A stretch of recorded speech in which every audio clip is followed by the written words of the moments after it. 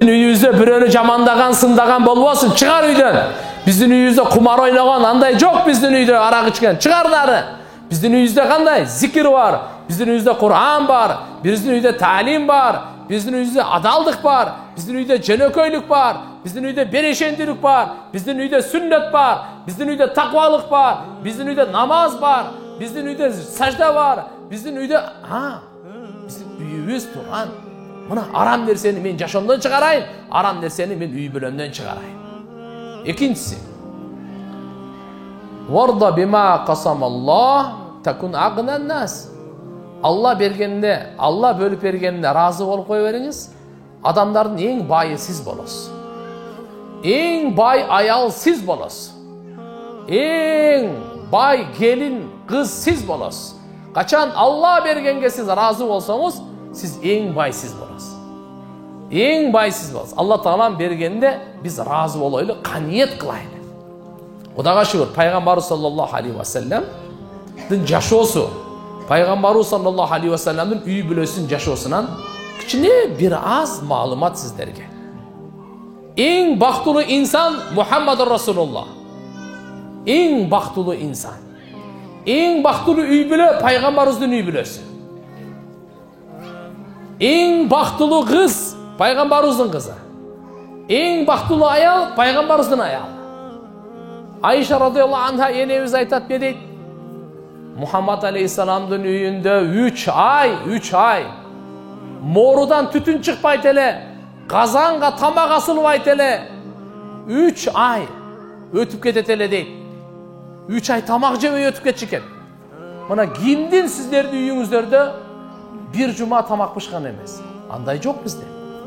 Bir gün pişkan emez. Anday yok bizde. Bir günde 3 yolu pişan. Gerek mi? 4-5 yolu pişan. Peygamberimiz Muhammed Aleyhisselam'ın üy bülösü kanday eken? Alarga жетиштүүлүү болгон экен, каниет болгон экен. Ошондой үйүндө жокчулук болсо дагы намазды таштабаптыр, зикирди таштабаптыр, Куранды таштабаптыр, пейилдери өзгөрүлүп кетпептир, уурулукка барбаптыр. Кыйкыр көчөгө чыгып жылаңач болуп алып чыгып албаптыр. Сабырдуулук экен, каниет экен, шүгүр экен, Алла Таалам бергенине разы болгон экен. Алла Таалам кандай деген бакытка жеткирди. Дагы айтайын, түшүнүп алыңыз. Айша энебиз айтып атат. Мухаммад алейхиссаламдын үйүндө 3 ай өтүп кетет эле. 1 ай өттү, 2 ай өттү, 3 ай өттү. Не дейт? Очоко. Казан кайнаган жок. Казанга тамак пышкан жок дейт. Сурагандан айтты, анда канча жейт элеңер? Эмнени жейт элеңер анда? Десе, алал асвадайн. Карандай суу менен, анан кара курма менен дейт. Курма деп коет, мына Мекке Мединага баргандар билет. Өзүңүздөр деле азыр Кудайга шүгүр, биздин базарларга деле курмалар келип калбадыбы? Курма деп, курма да. Кара курма. Ушу карандай суу, кара суу менен, кара курма менен жашообуз өтчү эле дейт, караңыз. Бирок күйөөсү аялы менен урушуп кеткен жок го. Биз азыр кичине болбогон буюмга, болбогон нерсеге бир күн эгерде үйдө тооба кылдым, тамак кеч пышып калса, үйдө кыямат да. Кичине тузу аз болуп калса, күйөөсү кыямат кылат. Ата-энеси бир бизде гана сабырдуулук, гана каниет, гана шүгүр. Кимдин үйүндө bir gün эгерде тамак пышпай калса, ал шүгүр кылсын, алхамдулилля, bir gün болсун биздин үй пайгамбарыбыздын үйүнө окшошту го депчи. Кыямат кылбай, урушпай, жаңжалдашпай, бири-бирин тепкилеп, бири-бирин урушпай, бүгүн эчтеке эмес, бүгүн жок болуп калса, эртеге болор. Пайгамбарыбыз 2 gün катар курсагы тойгон эмес экен. Өмүрүндө 2 gün катар курсагы тойгон эмес экен. Bir gün açka, bir gün tok. Bir gün açka, bir gün tok. Бирок Алла Таалага шүгүрдү таштаган жок, сабырды таштаган жок, каниетти таштаган жок, мүнөзү бузулуп кеткен жок. Жок. Негизги көз караш түбөлүктүү ахирет эле. Алланын ыраазычылыгы. Демек, экинчи насаат пайгамбарыбыз Мухаммад алейхиссаламда. Урматтуу энелер, эже карындаштар, Алла бергенине разы болойлу. Пайгамбарыбыз айтты, Алла бергенине разы бол. Экинчи адамга көрө албастык кылба. Кызганба. Бирөөгө Алла Таалам кишине ырыскысын көбүрөөк берип койду. Бирөөгө азыраак берип койду. Бирөөгө дүнүйөнү көбүрөөк, акчаны көбүрөөк берип койду. Сизге бирөө акчаны азыраак берип койду. Анын кийими көбүрөөк, сиздин кийимиңиз азыраак. Ал менен Алланын алдында баа жок. Дүнүйөнү Алла Таала жакшы көргөндө, көрбөгөндө экөөнө тең берер. Көбүнчө жаман көргөндө берет, чын айтып коеюн. Динди Алла жакшы көргөндө гана берет. Билип коюңуз. Мынакей, Аллахтын бакыт алтында эмес, бакыт күмүштө эмес, бакыт буюмда эмес, бакыт нерселерде эмес, бакыт мал мүлктө эмес. Сен канча уюңуз бар, канча коюңуз бар, канча машинеңиз бар, бунда бакыттын жыты дагы жок. Бактылуулук мансапта жок тугандар. Бактылуулук Алла Тааланын дининде. Алла Таалага баш ийгенде таквалыкта. Биздин үйүбүздө канчалык таквалык бар.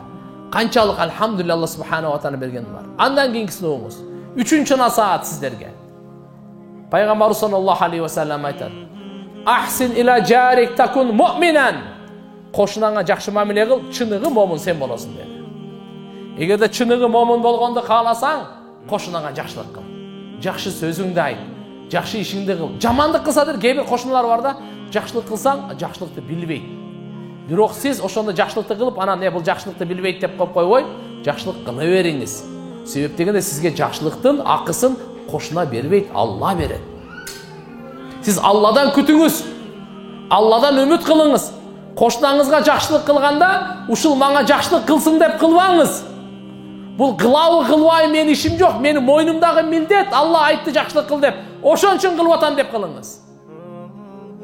Чыныгы момун болосуз. Чыныгы имандуу болосуз. Чыныгы имандуу болосуз дейт. Пайгамбарыбыз айтат: "Ахсин иля жарик такун муъминан." Демек кошуна менен жашагандан кийин биз кошунага жакшы мамиле кылайлы. Пайгамбар саллаллаху алейхи ва саллям кошуна тууралуу ушунчалык айтты. Ушунчалык Жабраил периште келип, кошунанын акысын айта берип, мен мураска дагы шерик болуп калабы экенби деп ойлоп калдым дейт. Ошондуктан кыргыздын бекер сөзү эмес да, узактагы туугандан жакынкы кошуна. Кошуна менен жакшы болойлу. Кошунабызга зыян келтирбейли, кошунабызга мусор таштабайлы. Кошунабызга дагы тияк бияк деп 1 метр мейли кошунабызга берип коелу. Ушунчалык эле боло турган болсо, түшүнбөсө, сиз дагы түшүнбөй ага өтпөңүз да. Кээ бир надан болсо, наданга теңелбеңиз. Аны антип айтпаңыз. Сиздин мойнуңузда милдет аткара бериңиз. Кошунаңыздын азмасы кою өтүп кетет, тоогу өтүп кетет, баласы келип тиякпа ылдый болуп кетет, суусу тияк болуп калат, шамалы мындай болуп калат, кары түшүп кетет, андай мындай болуп калат. Чыдаганга ошон үчүн кошуна да. Пайгамбар саллаллаху алейхи ва саллямдын 3-чү насааты. 4-чү насааты: "Ахибба лин-нас ма тухиббу ли-нафсик такун муслиман." Адамдарга өзүңүзгө эмнени жакшы көрсөңүз, ошону жакшы көрүңүз. Чыныгы мусулман сиз болосуз. Өзүңүзгө эмне жакшы көрөсүз? Урматтуу кайненелер. Ошону келиниңизге жакшы көрүңүз. Сиз чыныгы мусулман болосуз. Урматтуу келиндер, эмнени өзүңө жакшы көрөсүң? Кайненеңе ошону жакшы көр, чыныгы мусулман сиз болосуз. Күйөөлөр аялына, аялдары күйөөлөрүнө, бир кыскасы адам баласына сиз эмнени жакшы көрсөңүз өзүңүзгө ошону жакшы көрүңүз. Чыныгы мусулман сиз болосуз. Чыныгы мусулман болгонду каалайсызбы? Чыныгы мусулман Алла Тааланын алдында мактоого лайыктуу болгонду каалайсызбы? Бейишти каалайсызбы? Өзүңүзгө жакшы көргөндү башкага жакшы көрүңүз. Ыра көрүңүз. Ыра көрүңүз. Ичи тардык кылбаңыз. Көрө албастык кылбаңыз. Алла Тааланын бергенине эмне үчүн буга көп берип койду? Жок. Алла сизге иман берсин, таквалык берсин. Наоборот, ушундай айтыңыз. Алла Таалан дагы көбөйтүп берсин. Бирок биздин көз карашыбыз баягындай болсун да, байлыктан, бийликтен, акча, күмүш, алтындан, мансаптан эмес, бакытты биз Алладан күтөйлү, таквалыкка берет, динге берет. Андан кийин акыркы насааты пайгамбар саллаллаху алейхи ва саллям ушул хадисте айтып атканы: "Ла туксир дихк." Көп күлбөгүлө деди. Ой, көп күлбөгүлө. Жөндөн эле болор болбогон нерсе эле күлүп эле, каткырып эле. Fa inna kasrata dhihk tumitul qalb. Анткени көп күлгөн жүрөктү өлтүрөт деди. Жүрөктү өлтүрөт. Жүрөктү карайтат. жүректі чиритет. Пайғамбар саллаллаху алейхи ва саллям айтқан, қандай темірге заң тигенде, дат басып кеткен, су тигенде дат басып кетеді ғой? Дат басады деп айтады, да? Су тигенде, темірге су тигенде дат басады, құдды мұшындай жүректерге дағы дат басады деді, да? Жүректер дағы дат басады екен. Жүректер дағы ұшындай бұзылады екен туғанда.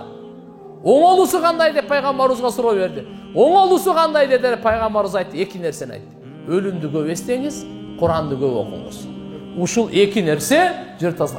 Ва алейкум ассалам ва рахматуллахи ва баракатух. Кайфал хал, кайфа сахатак?